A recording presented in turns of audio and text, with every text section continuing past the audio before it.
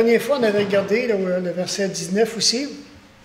Alors ce soir, mais je me suis arrêté et je me suis dit, il y a des belles choses qui sont quand même écrites au verset 18, 17, 18.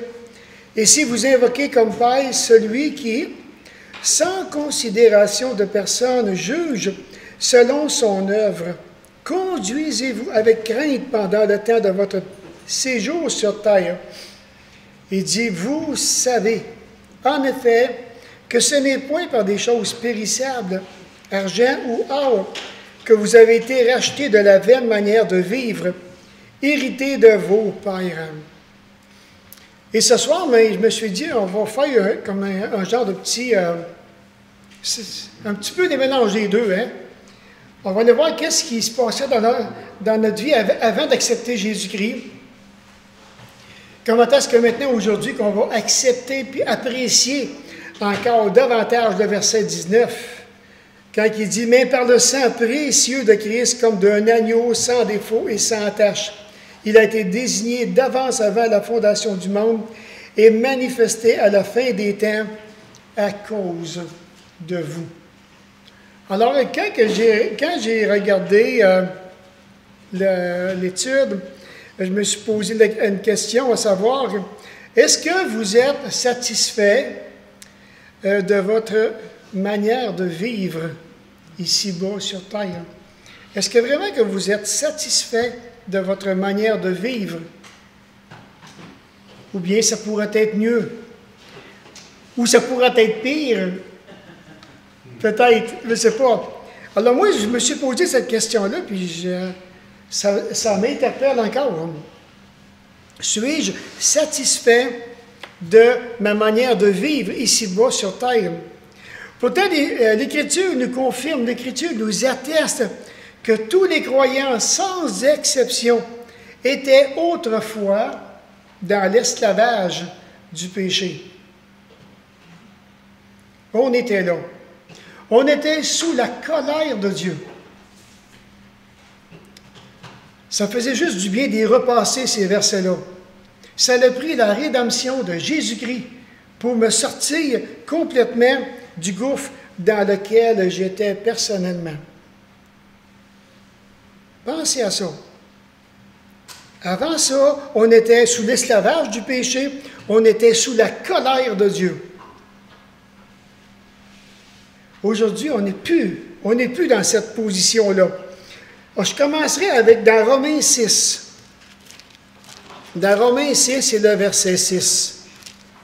Romains 6, 6, qui dit, Paul dit, pour éclairer cette vérité, il dit, « Sachant que notre vieil homme a été crucifié avec lui, afin que notre corps de péché soit réduit à l'impuissance, pour que nous ne soyons plus esclaves du péché. » Sachant que notre vieil homme a été crucifié. Puis là, tout en méditant dessus, je me suis dit, Seigneur, quelle bénédiction! Il y a tellement de gens qui nous entourent, qui pourraient probablement connaître des belles délivrances dans leur vie personnelle, qui pourraient avoir une belle qualité de vie s'ils le savaient, que la vieille nature a été crucifiée avec Jésus-Christ et qu'ils pourraient maintenant s'approprier la vie de Jésus, vivre une vie qui en vaut vraiment la peine.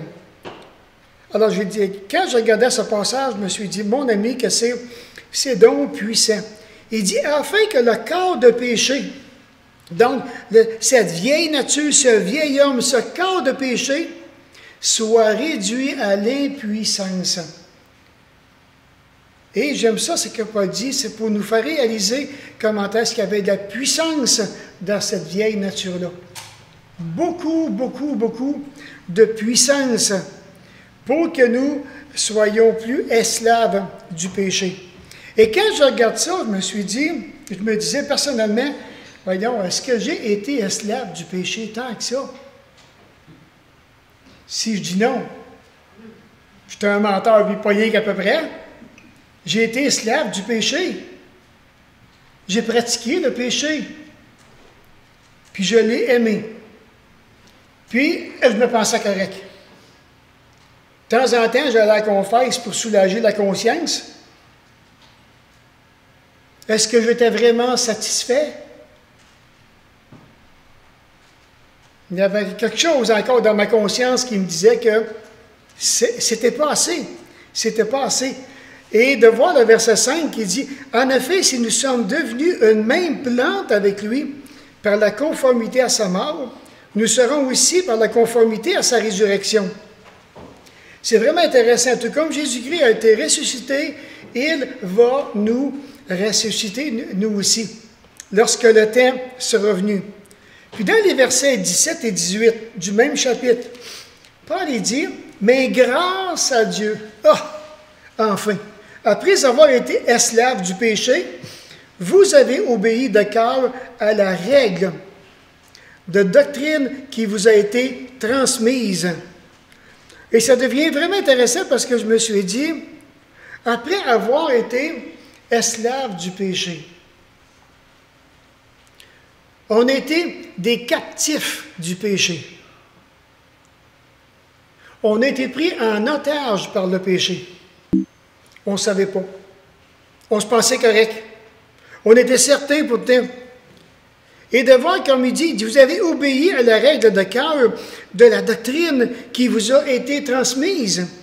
Et cette doctrine-là, on la retrouve donc dans le même passage avec le verset 6. Notre vieil homme, la vieille nature, a été crucifiée avec lui. Et ça, mais c'est tellement agréable de pouvoir s'y arrêter, le méditer, et de voir maintenant où est-ce que nous étions, où est-ce que nous sommes maintenant aujourd'hui, et de voir que, comme il dit donc au verset 17 et 18, vous avez obéi de cœur à la règle de doctrine qui vous a été transmise, libérés ou bien du péché. Vous êtes maintenant devenus esclaves de la justice.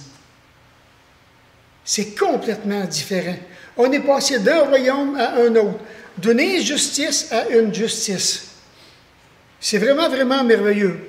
Alors, si on reprend Romains 6 et le verset 20, regardez le verset 20, il dit « Car lorsque vous étiez esclaves du péché, vous étiez libres à l'égard de la justice. » On était libre à l'égard de la justice. Pourquoi? Parce qu'on était esclaves du péché. On ne savait même pas qu'il y avait une justice auquel on pouvait même s'associer, se souder avec. Mais maintenant, le verset 21, il dit, « Quels fruits portiez-vous alors? Des fruits dont vous avez honte maintenant, car leur fin, c'est la mort. » Quels fruits portiez-vous? Et ça fait réfléchir. Quand on regarde en arrière, quand on regarde les bêtises qu'on a faites, aujourd'hui, que s'il y aurait des gens qui sauraient, qui connaîtraient ce que nous avons fait en arrière, je pense qu'on aurait vraiment, vraiment honte. Donc, le verset 22, « Mais maintenant, libérés du péché et esclaves de Dieu, vous avez poursuivi la sanctification et pour fin, la vie éternelle. » Et c'est là que maintenant qu'on doit travailler à notre sanctification de tous les jours. De tous les jours. Prenez Galates avec ça. Galates 3, le verset 13. Il y a quelques versets qu'on va regarder. Peut-être le premier qui l'a peut le lire aussi. Dans Galates 3, le verset 13. Christ nous a rachetés de la malédiction de la loi, étant devenu malédiction pour nous, car il est écrit, maudit est quiconque est pendu au bois. Alors, Christ nous a rachetés de la malédiction de la loi, du châtiment qui pesait sur chacun de nous, sur toute la nature humaine, et de voir que Jésus est entré, je vous dirais, en scène. Il a racheté, il nous a tous rachetés, il a payé le prix qu'on aurait dû avoir, que l'on aurait dû subir. Mais c'est lui qui l'a fait à notre place. Prenez Colossiens 1, le verset 13 et 14. Colossiens 1, le verset 13 et 14.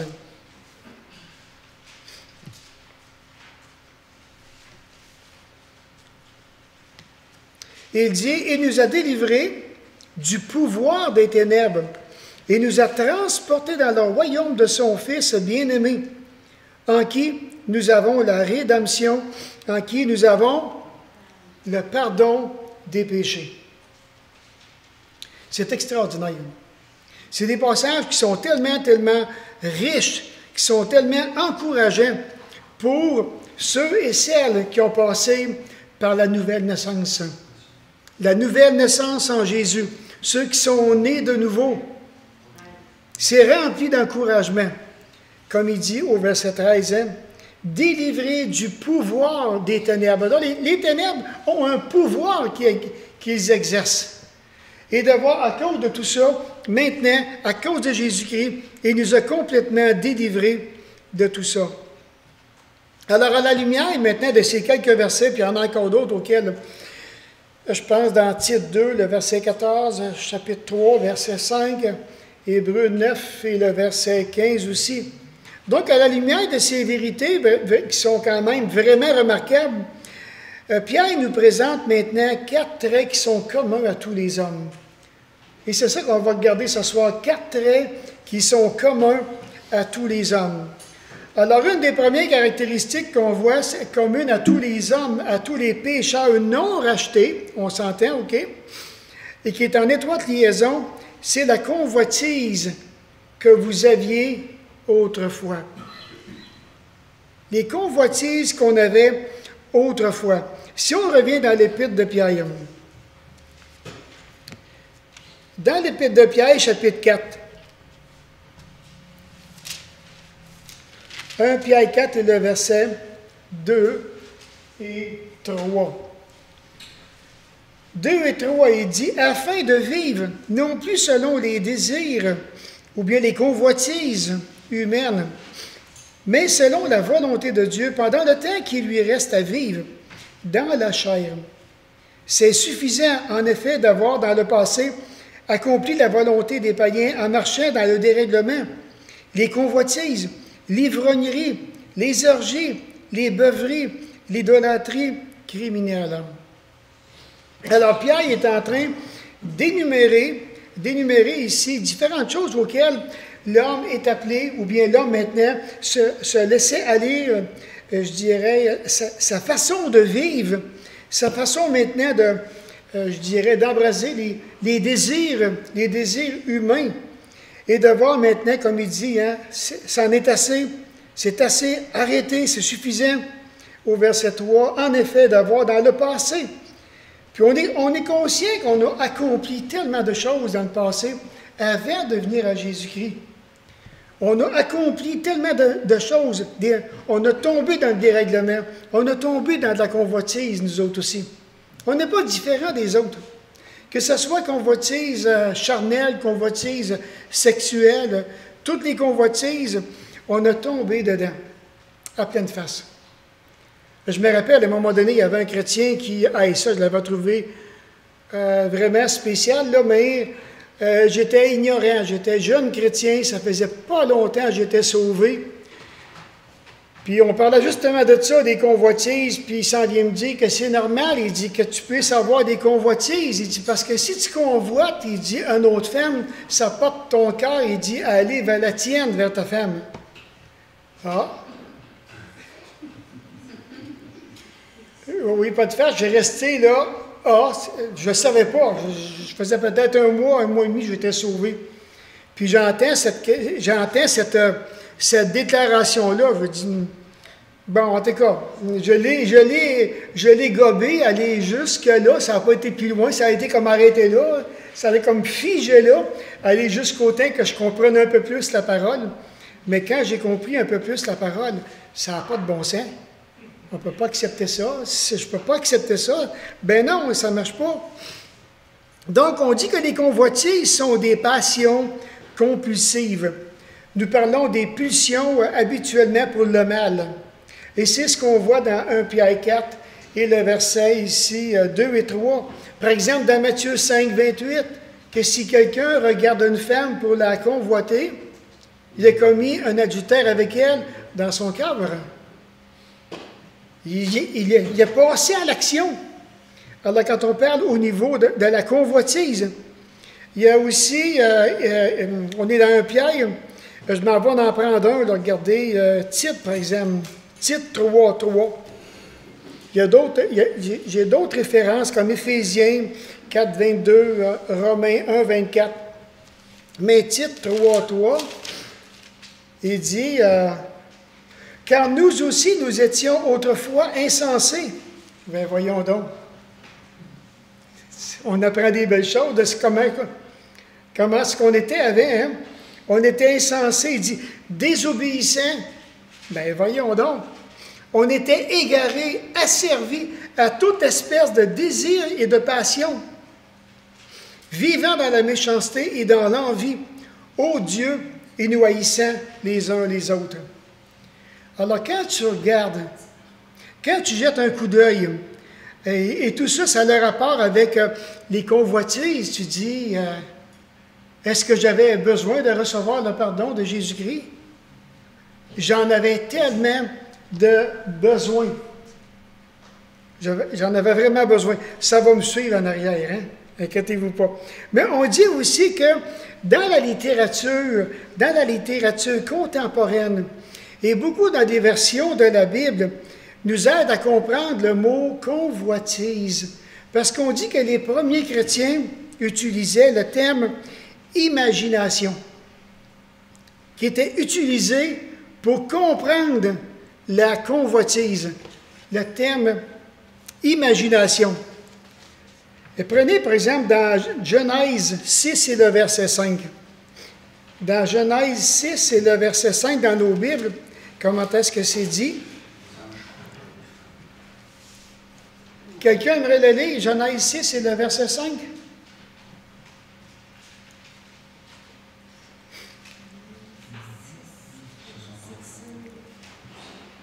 L'Éternel vit que la méchanceté des hommes était grande sur la terre, et que toutes les pensées de leur cœur se portaient chaque jour uniquement vers le mal. Alors, dans la Bible d'Arby, on dit qu'il décrit très bien la grossièreté du péché. Dans Genèse 6:5, il dit « Et l'Éternel vit que la méchanceté des hommes était grande sur la terre, et que toute l'imagination des pensées de son cœur n'était que méchanceté en tout temps. »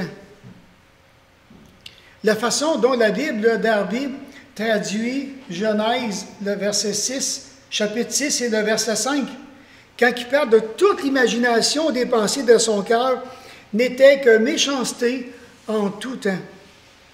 Et le terme, donc, les pensées de son cœur, on dit qu'ils font clairement référence à l'esprit.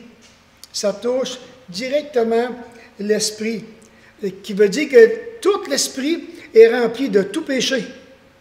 De tout péché. Et particulièrement la convoitise qui prend sa source dans notre esprit. Plus spécialement dans nos imaginations. Parce qu'on peut imaginer tellement de choses, ça va tellement bien quand on imagine. Et de voir même quand il y a d'autres versions qui vont utiliser les penchants de son cœur, qui ont traduit par les imaginations de leur cœur. Et de voir que maintenant que la chair contrôle parfaitement bien l'imagination. La vieille nature, la chair contrôle l'imagination des non-rachetés. Par exemple, dans 1 Corinthiens 2,14, il dit « L'homme naturel ne reçoit pas les choses de l'Esprit de Dieu, car elles sont une folie pour lui, et il ne peut les connaître parce que c'est spirituellement qu'on en juge. » Alors, on dit même chez les croyants, l'imagination, on pourrait faire la même chose aussi. L'imagination, ce n'est pas juste pour les gens du dehors. Nous-mêmes, en tant que chrétiens, nous devons faire attention à toutes nos imaginations. C'est pour ça que Jésus dit « Veillez et priez afin de ne pas tomber ou bien de ne pas entrer en tentation. L'esprit est bien disposé, la chair est faible. » Alors, on pourrait tellement tomber dans des imaginations, nous autres aussi, aller vraiment loin. Maintenant, il y a un scénario. Alors, je me suis dit, voilà le scénario dans la prochaine acétate, on dit, lorsque la chair envoie une pensée pécheresse à l'imagination, cette dernière construit un scénario malsain qui va attiser le désir, lequel, maintenant, faisant appel aux émotions, finit par activer la volonté. C'est fou des fois ce qu'une convoitise peut faire. Comment ça va loin. On est en train de regarder, bon, il y a une pensée pécheresse maintenant qui est poussée dans mon imagination. OK? Parce qu'elle vient de la vieille nature, ce corps de péché qui a influencé mon imagination. À partir de là, maintenant, il va y avoir des désirs malsains qui vont commencer à naître, à pondre dans mon cœur personnel, dans mon esprit. Ça, il n'y a pas personne qui sait ça, à l'exception, bien entendu, de Dieu. Et de voir que maintenant, lorsque le désir prend forme, ça va aller à mes émotions. Puis un coup, maintenant que les émotions sont engagées, ça va toucher la volonté. Là, maintenant, on va passer à l'action. Et ça, c'est dangereux. Ça entrerait avec Jacques 1, 14 et 15. Jean, c'est là que je m'en vais. C'est vrai. Oui, c'est carrément là que je m'en vais. Et ça engendre une conduite malsaine, une conduite pécheresse. Et là, maintenant, Jacques 1 rentre en ligne de compte. Quand il dit que chacun est tenté, quand il est attiré et amorcé par sa propre convoitise, ou bien même ses propres imaginations. Alors, partir de là, et comme que Jacques le dit si bien dans sa lettre ici, Jacques, dans le verset 1, le verset 13, 14, 15, il dit « Mais chacun est tenté par sa propre convoitise, dont propre imagination, l'attire et le séduit. Puis, la convoitise, lorsqu'elle a conçu, enfante le péché, et le péché, parvenu à son terme, engendre la mort. » Alors, c'est vraiment dans Jacques 1, 14, 15, 13, 14, 15, qui résume très bien la pensée en arrière. Alors, il faut comprendre que Dieu a délivré le croyant de toute mauvaise imagination malsaine. Jésus-Christ a payé pour toutes nos mauvaises imaginations malsaines. Maintenant, vient l'importance pour nous en tant que chrétiens aujourd'hui de garder, de veiller sur notre cœur. Le cœur, ce n'est pas celui-là, là. Mais de veiller sur notre intelligence, d'être vraiment alerte sur notre intelligence. Alors c'est pour ça qu'on voit dans le psaume 25 et le verset 20, quand il dit « Garde mon âme et délivre-moi, que je ne sois pas couvert de honte quand je me réfugie en toi. » Et ça, maintenant, c'est vraiment un beau passage, parce que s'il y en a un qui peut garder mon âme, c'est bien le Seigneur lui-même. Pourquoi? Parce qu'on a besoin d'être délivré, de faire attention de ne pas tomber dans des pièges à cause qu'on aurait été séduit par une imagination quelconque. Alors imaginez, comme il dit, et l'objectif, il dit, je ne veux pas être couvert de honte si je me réfugie en toi. Alors si on vient devant le Seigneur, qu'on apprend à se réfugier en lui, et puis qu'on prend toutes les précautions pour protéger notre cœur, nous serons abondamment bénis. Dans le psaume 39 et le verset 2, il dit, je disais, je garderai mes voies de peur de pécher par ma langue. Je garderai un frein à ma bouche, tant que le méchant sera devant moi. Mais je pense que j'en ferai autant aussi. Surtout si carrément devant moi, je n'ai pas le goût de parler. On est mieux de mettre un frein. Comme il dit, hein, je vais garder mes voies, m'en faire attention, m'en va veiller sur ma conduite, m'en va être alerte, m'en va être vraiment réfléchi. Je vais regarder. Puis en plus, il dit, je garderai un frein. Un frein, c'est un break. Hein? On va mettre on va mettre le zip à la bouche. On ne parle pas. Il y a des situations qui vont se présenter que parfois on est bien mieux de ne pas parler que de parler. Quand on parle, on dirait des fois qu'on se met les deux pieds d'un plat. Il y a des situations, là, surtout comme il dit ici, devant un méchant, ou qu'importe, on se doit de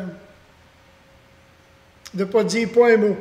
Avec le prochain verset qui dit, dans 2 Jean 8, « Prenez garde à vous-même, afin de ne pas perdre le fruit de votre travail, mais de recevoir une pleine récompense. » Et ça, il faut se le rappeler.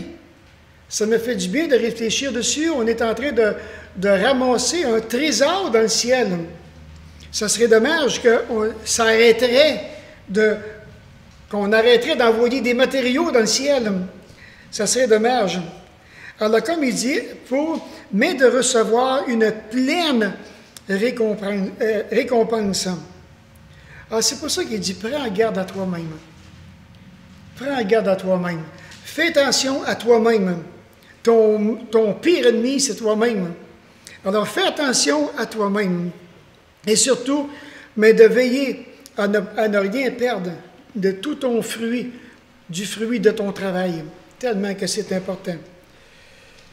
Il y a une deuxième caractéristique qu'on voit aussi là, au verset 14, dans 1 Pierre 1, le verset 14, quand il dit « Comme des enfants obéissants, ne vous conformez pas aux désirs que vous aviez autrefois dans votre ignorance. » Et puis, je me suis arrêté, puis je me suis dit, si j'aurais à paraphraser la phrase, je pourrais la paraphraser en disant, comme des enfants obéissants, ne vous conformez pas aux désirs que vous aviez autrefois dans votre manque de compréhension spirituelle. Ça, c'est complètement différent. Parce qu'autrefois, je n'avais pas les compréhensions spirituelles.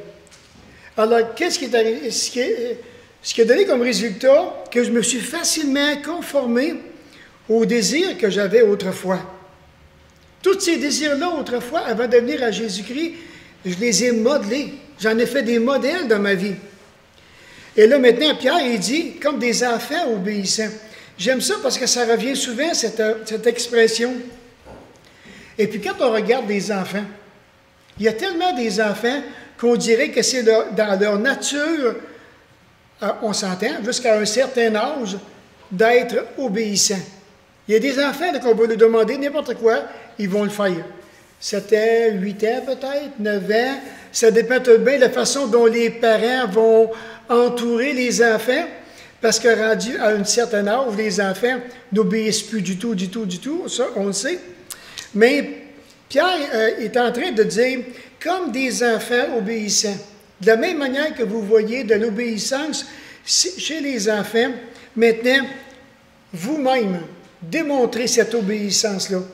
Comme il dit, ne vous conformez pas aux désirs que vous aviez autrefois.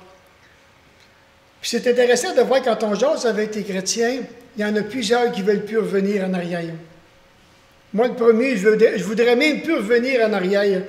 Là où j'étais, là où je suis parti, je voudrais même plus revivre ces choses-là, même encore moins toucher à ces choses-là. Un paquet de choses aujourd'hui qui faisaient partie de notre cheminement pour en arriver à découvrir vraiment tout ce que Jésus a fait à la croix pour chacun de nous.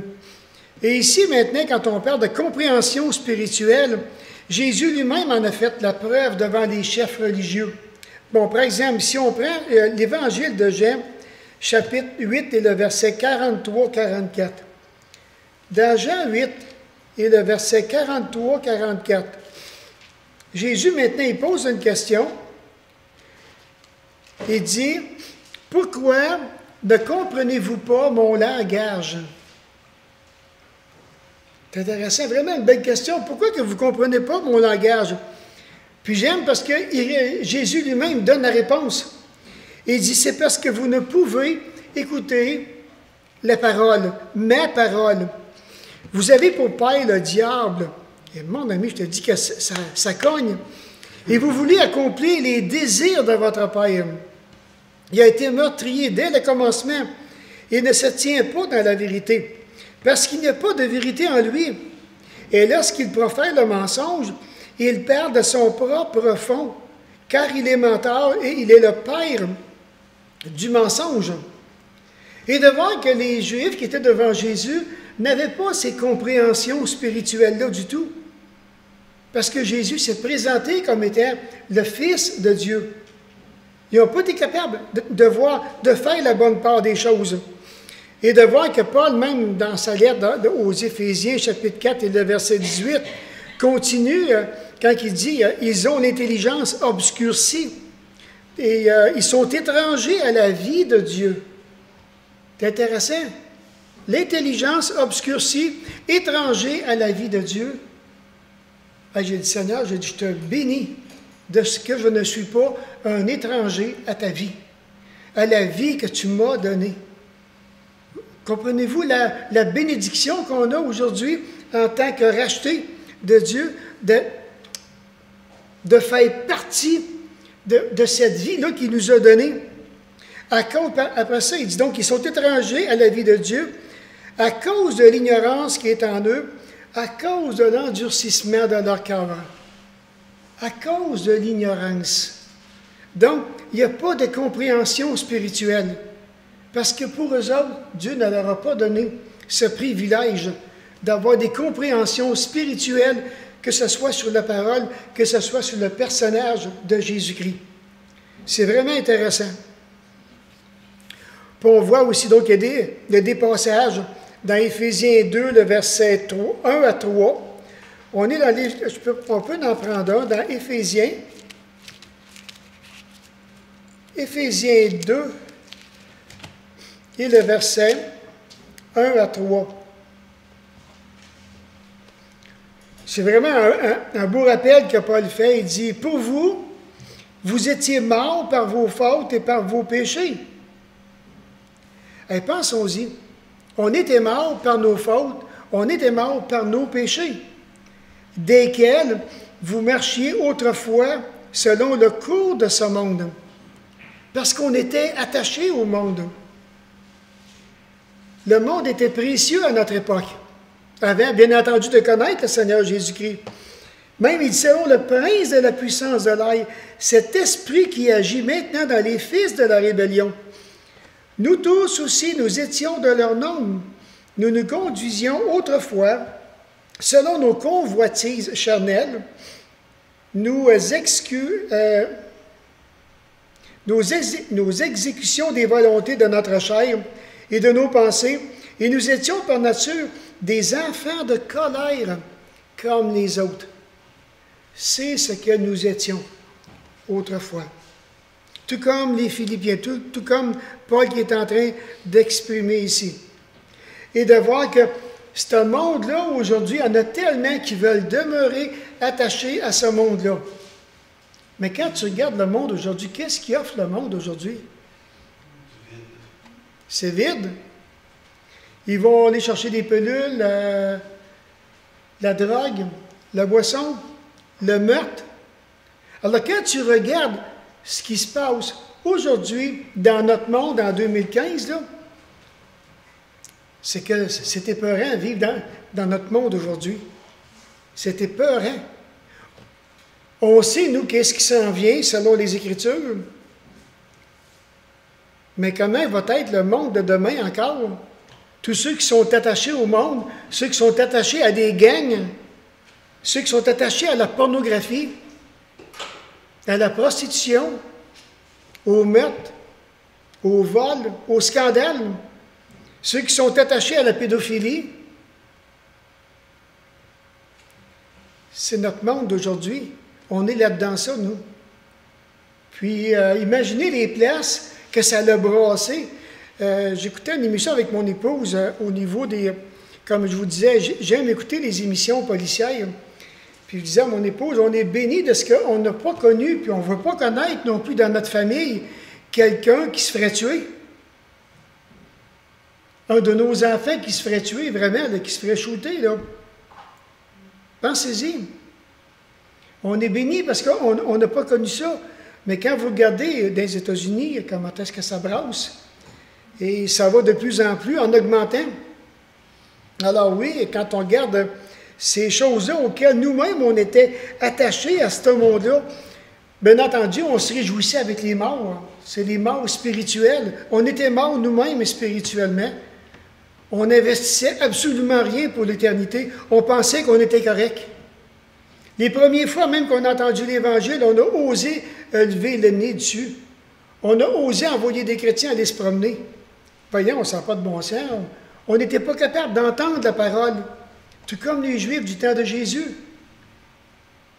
Alors Dieu a été patient. Il nous a démontré sa grâce. Il est venu nous chercher. C'est vraiment intéressant. Il y a une troisième caractéristique des incroyants et leur vaine manière de vivre. Et on dit même aussi encore une autre fois, cette expression-là signifie, on dit qu'elle désigne une vie vaine, inutile, une vie qui est sans valeur. Qu'importe ce qu'on pense, la vie d'un incroyant, elle est vaine, la vie d'un incroyant. Je ne sais pas si vous avez regardé l'émission Au bout de la peur. Avez-vous regardé ça? Ça passe le mardi soir à 8 heures au canal Invasion, je me rappelle bien. Puis, ça se passe en Caroline du Sud. Il y a beaucoup de décrochage de jeunes. Alors, il y a des jeunes de 12 ans, 13 ans, jusqu'à 17, 18 ans. Ils ont fait ils ont transgressé, ils ont volé, ou bien ils ne vont pas à l'école, ou qu'importe, et maintenant les parents n'en peuvent plus, ils ne viennent plus à bout de leurs enfants. Maintenant, ils peuvent les envoyer comme dans une formation, puis cette formation-là, ils les amènent en prison. Ils venaient passer un petit séjour en prison. Et là, maintenant, il y en a qui rentrent, là, des jeunes, vraiment fantasmes. Puis, quand il y a un gardien qui parle, tu vas dire « oui, oui, monsieur ». Tu as compris? Oui, quoi? Puis ils vont parler très fort aux oreilles du jeune. Puis, hier, il y avait justement une jeune fille qui était là. Et je dirais peut-être c'était bien la plus belle parmi ceux qui étaient là. Il y avait juste 2 filles, puis le restant, c'était des gars. Puis le gars est arrivé à côté de la fille. Puis il dit, si tu continues comme ça, il dit, écoute-moi bien, puis il lui parle là, pas des farces, peut-être bien 3 pouces du nez. Ta vie est une gaspille. As-tu compris? Ta vie est une gaspille. Et là, les jeunes, on voyait, là, parce qu'il y avait différentes prises de vue, comment est-ce que les jeunes commençaient à réfléchir tranquillement. Ma vie, une gaspille. Si tu continues de même, réfléchis, arrête. Fais les bons choix dans ta vie.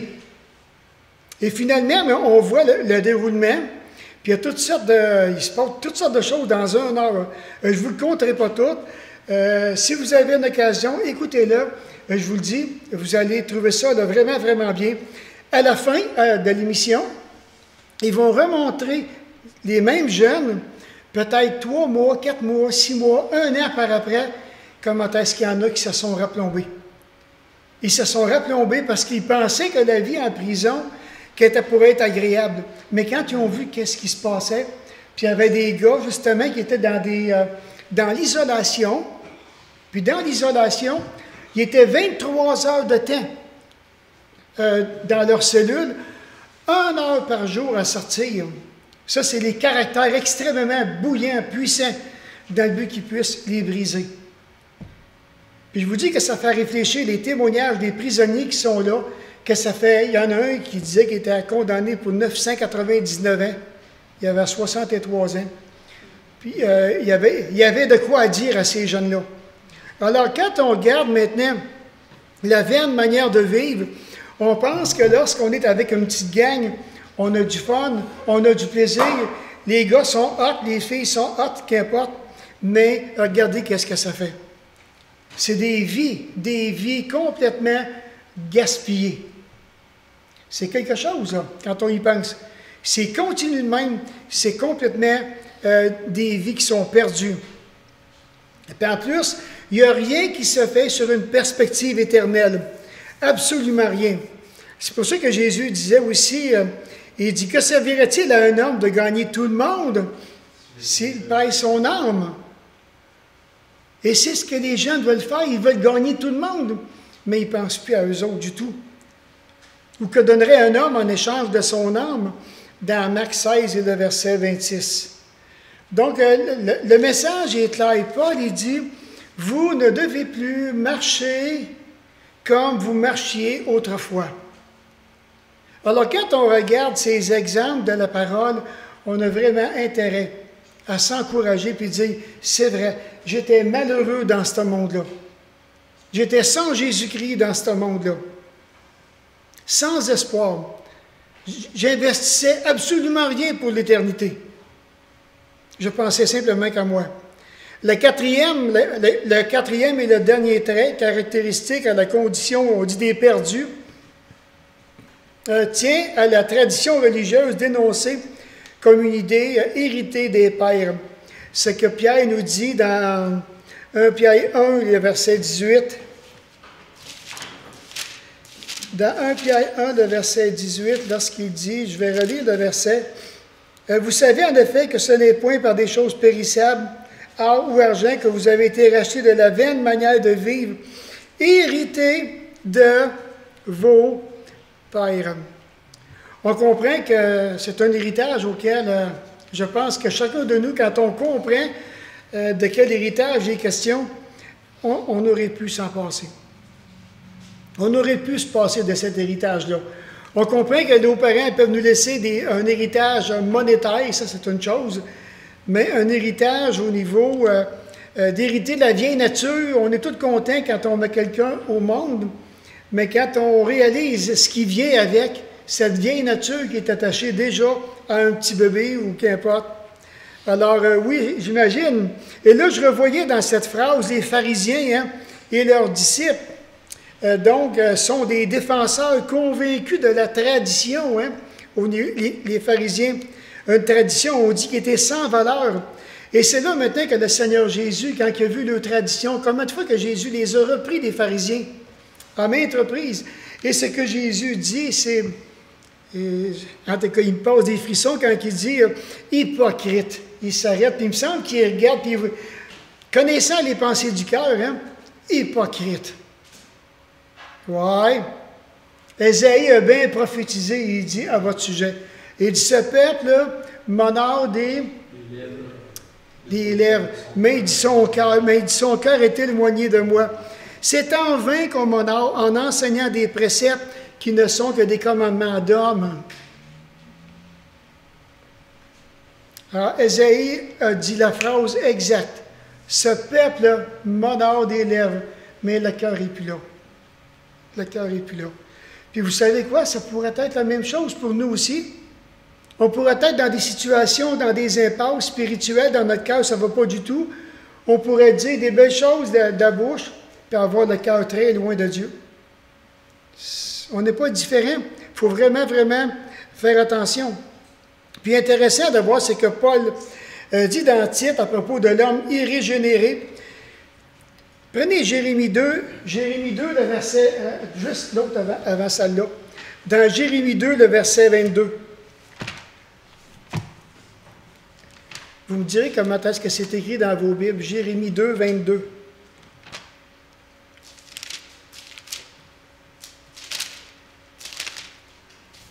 Quelqu'un aimerait le lire? Quand tu te laverais avec du nitre, quand tu emploierais beaucoup de potasse, ton iniquité resterait marquée devant moi, dit le Seigneur à l'Éternel. C'est spécial, hein? Ici, moi, il dit, même si tu te nettoyais avec de la salpêtre, qui veut dire du nitrate de potassium. Quand bien même tu te laverais avec ça, en employant beaucoup de potasse, c'est de l'hydroxyde de potassium, ta faute resterait marquée devant moi. Puis nous autres, ça a pris le sang de Jésus-Christ. C'est extraordinaire. Alors, tu as beau et beau prendre l'ammoniaque que tu voudras pour faire enlever la tache ou le péché, il n'y a absolument rien qui va décoller. Ça prend absolument le sang de Jésus-Christ. Et de voir que, donc, ce soir, qu'est-ce qu'on a vu? Dans les 4 points, les autres références sont là. Pour ceux qui prennent des notes, dans Romains 1, 18 à 32, Galates 5, 19 à 21, Éphésiens 5 et le verset 5.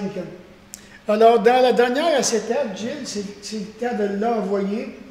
On a vu donc la convoitise d'autrefois, les imaginations, le manque de compréhension spirituelle qui a rapport avec l'ignorance, la vaine manière de vivre et l'héritage de nos pères. On termine avec dans Psaume 107 et le verset 10 à 16, s'il vous plaît. On termine avec ce verset-là, le Psaume 107 et le verset 10 à 16. Vraiment un beau psaume, ici en passant. Dieu seul est capable de délivrer les âmes d'une telle aliénation. Donc, dans les versets 10 à 16, il est dit ceci. D'autres habitaient les ténèbres et l'ombre de la mort, prisonniers dans le malheur et dans les fers, parce qu'ils s'étaient révoltés contre les paroles de Dieu. Et c'est profond ce qui est écrit là. Parce qu'ils avaient dédaigné le conseil de l'Éternel. Ils humiliaient leur cœur par la peine. Ah! Ils trébuchèrent et personne ne les secourut. Dans leur détresse, ils crièrent à l'Éternel. Et il les sauva de leurs angoisses. Il les fit sortir des ténèbres et de l'ombre de la mort, et il rompit leur rien. Qu'ils célèbrent l'Éternel pour sa bienveillance et pour ses merveilles en faveur des humains. Car il a brisé les portes de bronze, il a rompu les verrous de fer. Ça, c'est notre Papa Céleste. Ça, c'est notre Dieu. Ça, c'est lui. Alors, et c'est spécial parce que dans le passage, on parle des gens qui se sont révoltés, qui ont, à cause, mais ils se sont révoltés contre les paroles, contre la parole de Dieu. Et de voir que Dieu, maintenant, il a envoyé la peine. Il a envoyé la souffrance. Et lorsque maintenant, ils ont atteint le fond du baril, Dieu il est venu au-devant d'eux, maintenant, pour tout briser, toute chaîne, pour les mettre maintenant en pleine liberté. Et ça, c'est notre Père Céleste. C'est de cette façon-là qu'il travaille. Et puis, on a besoin d'un bel avertissement pour nous, de faire attention de ne jamais lever le nez sur la parole de Dieu. Parce que si on lève le nez, comme on voit dans Galates 6:7, hein, on ne se moque pas de Dieu. Ce qu'un homme aura semé, il le récoltera. Puis dans le grec, c'est vraiment le mot, là, lever le nez sur la parole de Dieu. Parce qu'il pourrait arriver exactement comme on voit dans le psaume 107. Dieu pourrait l'appliquer, ça pourrait nous arriver. Alors, traitons la parole de Dieu avec un immense respect. On se coupe dans la prière pour terminer. Alors, Seigneur, encore une fois, combien qu'on veut te remercier, Seigneur, parce que cette étude m'a permis de réfléchir encore, puis d'apprécier doublement, triplement, même la nouvelle naissance que tu m'as donnée, le pardon des péchés que tu m'as donné, ta nouvelle vie que tu as implantée dans ma vie par ton bon Saint-Esprit. Seigneur, c'est tellement bon de vivre par ton Esprit. C'est tellement agréable de se laisser diriger par la foi. Alors, Père, merci pour cette vie qui est complètement changée, transformée. On comprend, Père, que tu as dû faire plusieurs brisements dans nos vies, mais nous réalisons comment est-ce que ça en valait vraiment la peine. Parce que ces brisements-là ont amené une maturité vraiment belle dans nos vies. Alors, Père, sois vraiment honoré. Et nous te bénissons de tout ce que tu as fait, puis de la patience que tu as exercée envers chacun de nous. Nous te disons un grand merci du fond du cœur. Au nom de Jésus, Amen. OK?